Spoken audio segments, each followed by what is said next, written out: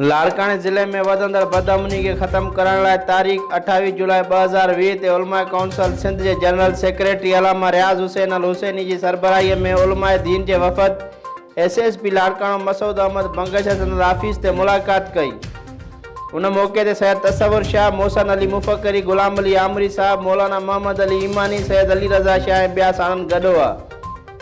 जॾहिं त SSP मसूद अहमद बंगश सां ॻाल्हाईंदे संदनि चवणो हुयो त लाड़काने ज़िले समेत पूरी सिंध में बदअमनी चोट चढ़ियल आहे। चोरियूं, फुरूं, धाड़ा रोज़ जो मामूल बणियल आहिनि। इज़त वारा माण्हू पंहिंजी इज़त बचाइण में पूरा आहिनि। असां एल बेत जा पोइ लॻायूं। असांजी तिर्ज़ ज़िंदगी पंजतनि जे ॾसियल राह ते हलंदड़ आहे। पर अफ़सोस वीचार चवणो थो पए त अॼु इंसाननि जे अंदरि शैतान घर करे वियो आहे, जेको उन्हनि खे दीन जे रस्ते तां भटकाए रहियो आहे। ऐं अॼु जा इंसान बि पंहिंजे रब खे राज़ी करण बजाए ज़माने जे रंगीनुनि में विञाइजी चुका आहिनि। दुनिया के चक्कर में दीन का दूर थी विया आहिनि। उहो ई कारण आहे जो मुल्क में अफरा तफरी वारो माहौल बणिजी वियो आहे।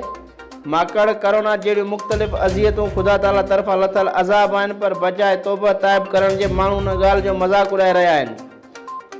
उन मौके ते SSP लाड़कानो मसूद अहमद बंगश खे दिलजाए ॾींदे चयो त कानून हमेशह हक़ ऐं सच जो साथ ॾिनो आहे ऐं साथ ॾींदो रहंदो।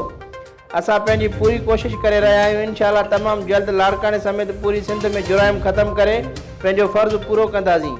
उन खां अलावा अमन अमान समेत दीन जे हर मामले में पुलिस जो अवां सां भरपूर साथ हूंदो। ब्यूरो चीफ वाहिद सिंधी, सिंध सोशल न्यूज़, लाड़कानो।